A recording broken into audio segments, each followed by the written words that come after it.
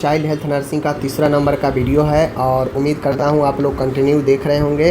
Playlist भी मैं आपके लिए बना दिया हूँ, 24 से 25 करके प्लेलिस्ट भी बना हुआ है, तो जाकर आप उसमें देख सकते हैं। कोई भी ईयर का देख सकते हैं, लेकिन अभी प्रॉपरली 24 से 25 का मैं पढ़ा रहा हूँ, तो उस हिसाब से प्लेलिस्ट बना है। चलिए देखते हैं।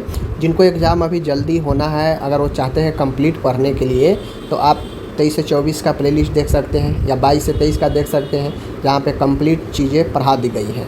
अब ये न्यू साल का 24 से 25 के लिए पढ़ा रहा हूँ, तो जैसे जैसे वीडियो आएगा वैसे वैसे डलेगा। ठीक है, चलिए। आज जो चाइल्ड हेल्थ नर्सिंग का टॉपिक है वो है विकास, वृद्धि और विकास, ग्रोथ एंड डेवलपमेंट के बारे में। वृद्धि और विकास के बारे में हम लोग देखेंगे। वृद्धि और विकास को प्रभावित करने वाले कौन कौन से कारक होते हैं वो भी देखेंगे, और इसका कुछ सिद्धांत होता है वो भी हम लोग देखेंगे। ठीक है, चलिए। सबसे पहले हम लोग देखते हैं वृद्धि क्या होता है। समझिएगा, बहुत आसान है, और जब भी पूछता है तो 10 नंबर में पूछता है। ठीक है, देखिए, कहता है कि वृद्धि क्या है, ग्रोथ क्या है। सिंपल भाषा में समझिए।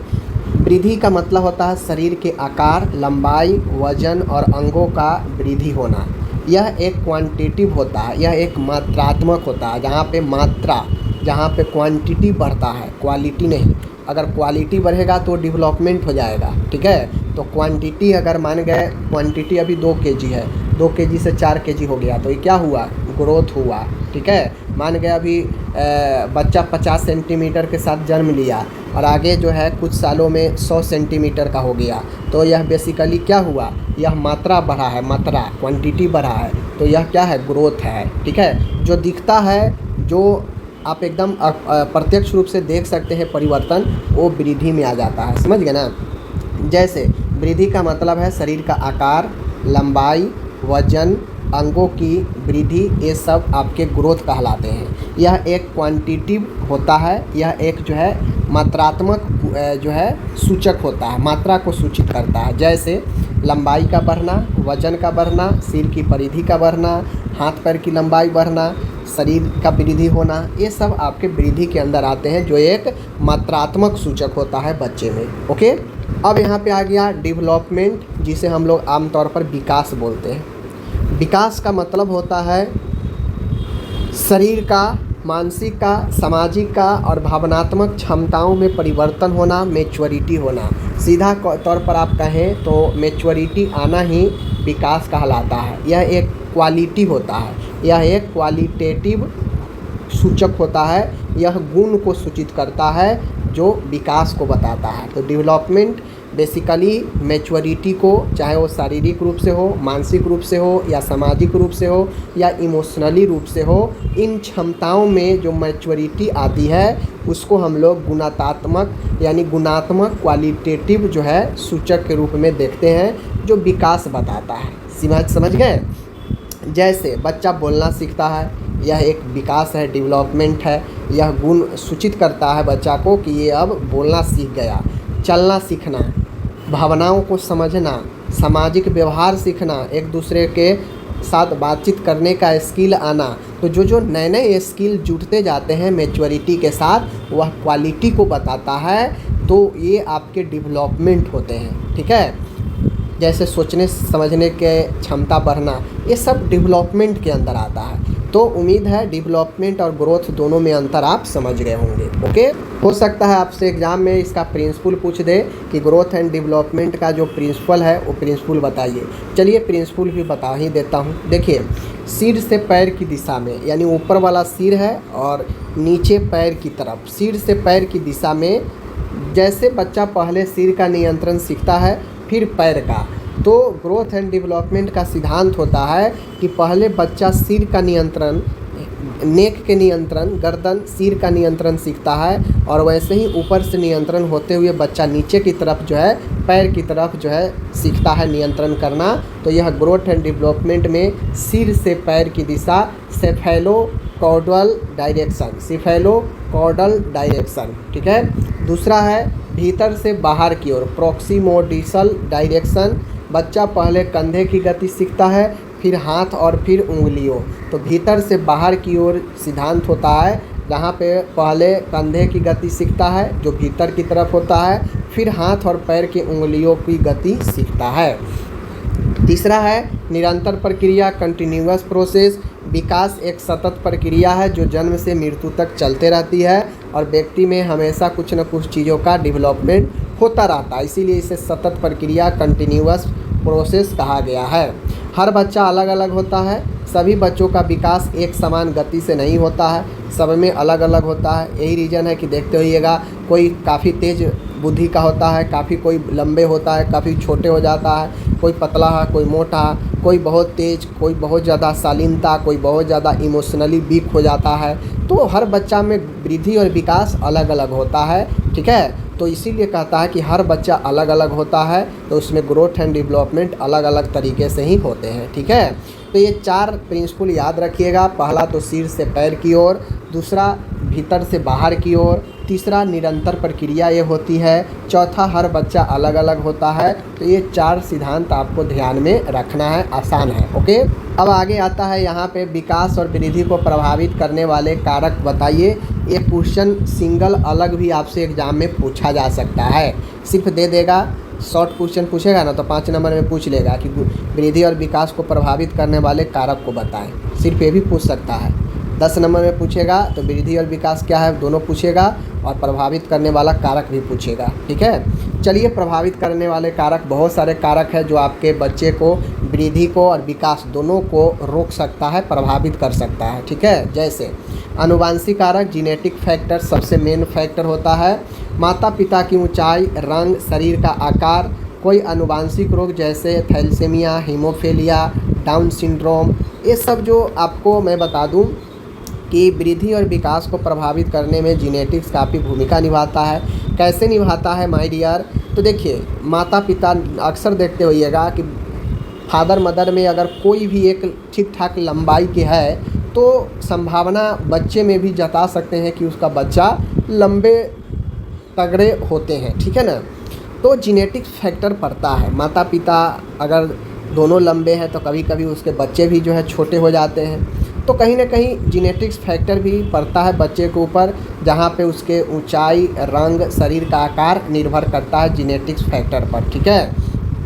कोई आनुवांशिक रोग भी जो है आपको फैक्टर निभा सकता है, जो आनुवांशिक रोग हो, थैलेसीमिया, हीमोफीलिया, ये आनुवांशिक रोग भी जो है आपको बच्चे को वृद्धि को प्रभावित कर सकता है, वृद्धि विकास को, ओके। दूसरा पॉइंट है सामने में प्रसव पूर्व कारक, प्रीनेटल फैक्टर। प्रसव पूर्व कारक का मतलब होता है प्रीनेटल फैक्टर।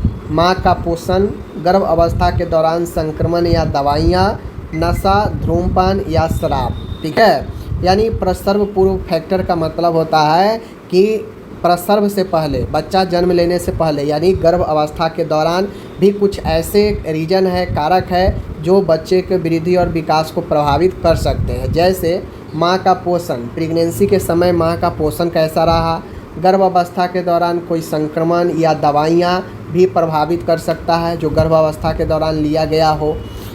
गर्भावस्था के दौरान नशा, धूम्रपान और शराब, अगर कोई महिला इन सब चीज़ों के लत में है तो उसके बच्चे को वृद्धि और विकास पर प्रभावित करता है। तो प्रीनेटल फैक्टर, यानी प्रीनेटल मतलब होता है प्रसव से पहले।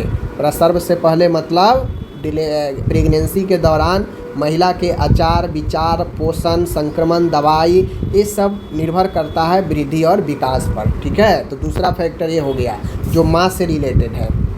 तीसरा फैक्टर है न्यूट्रिशन का, पोषण का।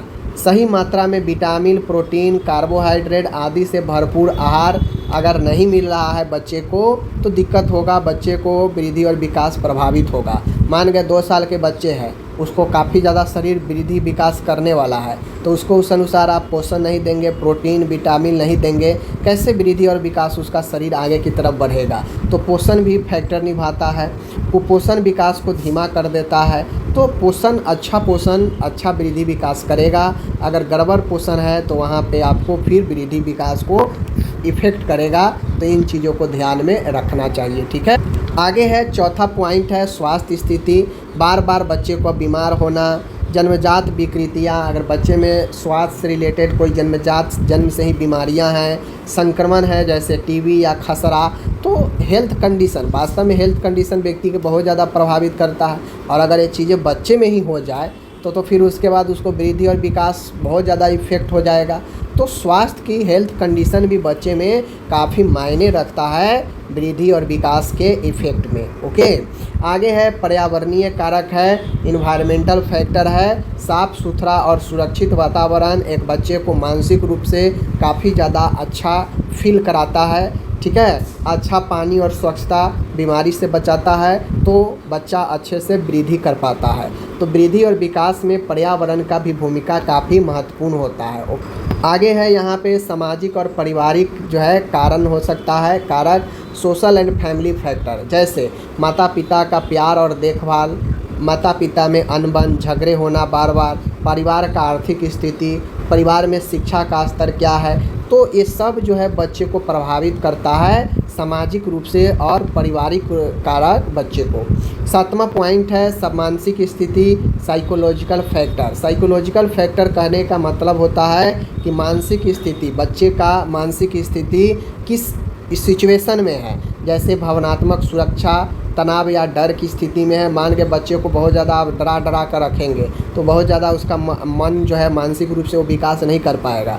भावनात्मक रूप से आप कितना उसे इमोशनली सपोर्ट करते हैं बच्चे के साथ, ये इम्पोर्टेंट करता है। लगाव होना चाहिए, अलगाव नहीं होना चाहिए, नहीं तो इमोशनली वो वीक हो जाएगा, फिर वो जो है आगे की तरफ उसका माइंड डेवलप ज़्यादा नहीं कर पाएगा। तो साइकोलॉजिकल फैक्टर भी भूमिका निभाता है बच्चे के वृद्धि और विकास में। ओके, 8वां पॉइंट है जेंडर लिंग। लड़कों और लड़कियों की वृद्धि बिल्कुल ही अलग अलग होता है, अलग अलग दर से होता है। लड़के आमतौर पर लंबाई और वज़न में अधिक होते हैं, लेकिन यह हमेशा ज़रूरी नहीं है। जबकि जो वृद्धि की बात होती है तो वृद्धि जो है लड़कियों में जल्दी हो जाता है डेवलपमेंट, ठीक है ना। देखिए, वृद्धि भले ही लड़कों में ज़्यादा होता है, लंबाई वगैरह ये सब ज़्यादा होता है, लेकिन जो मैच्योरिटी की बात आती है लड़कियों में जो जिस दर से बढ़ता है ना आगे की तरफ, लड़का में थोड़ा सा स्लो होता है। लड़का का धीरे धीरे बढ़ता है वृद्धि और विकास, लेकिन लड़की का जल्दी सा जो है मैच्योर हो जाता है, जल्दी तेज़ी के साथ जो है आगे की तरफ ग्रोथ एंड डेवलपमेंट बढ़ता है। तो लिंग भी फैक्टर कर रहा है, समझ गए बात को। आगे है यहाँ पे जलवायु और भौगोलिक स्थिति, यानी जोग्राफिकल एंड क्लाइमेट जो है फैक्टर। अब बहुत अधिक ठंडा या गर्म वातावरण, ऊंचाई वाले क्षेत्र आदि भी विकास को प्रभावित करते हैं। जैसे पहाड़ी क्षेत्रों में ऑक्सीजन की कमी से विकास पर असर होता है। मान गए बहुत ज़्यादा गर्मी इलाका है तो वहाँ पे आप देखते होइएगा काले काले लोग होते हैं ज़्यादातर, तो कहीं ना कहीं वो रंग का भी तो डिफरेंट हो गया ना। बाल का भी देखते होइएगा, अफ्रीकन लोगों को बाल बहुत ही अलग ही टाइप से होता है, शरीर भी उनका अलग ही हट्टा कट्ठा अलग टाइप से ही होता है। तो जलवायु, क्लाइमेट और ज्योग्राफिकल सब फैक्टर निभाता है बॉडी को वृद्धि और विकास होने में। बात समझ रहे हैं ना। तो ये भी हो गया। आखिरी यहाँ पे एक है भावनात्मक और मानसिक स्वास्थ्य, इमोशनल एंड मेंटल हेल्थ। भावनात्मक सुरक्षा, आत्मविश्वास, तनाव का स्तर आदि मानसिक विकास को प्रभावित करते हैं। डर, उपेक्षा, घरेलू हिंसा से विकास पर नकारात्मक असर पड़ता है। इसीलिए कहा जाता है कि बच्चे के सामने कम से कम आपस में लड़ाई झगड़ा नहीं करना चाहिए।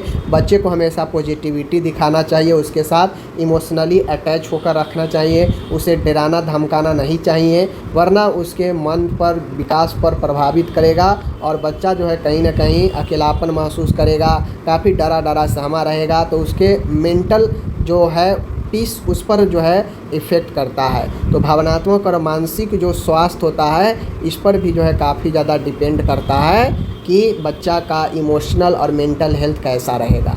बात समझ रहे हैं ना। तो इस प्रकार से मैंने आपको 10 पॉइंट बता दिया। आपको ये 10 पॉइंट को अच्छे से पढ़ लेना है।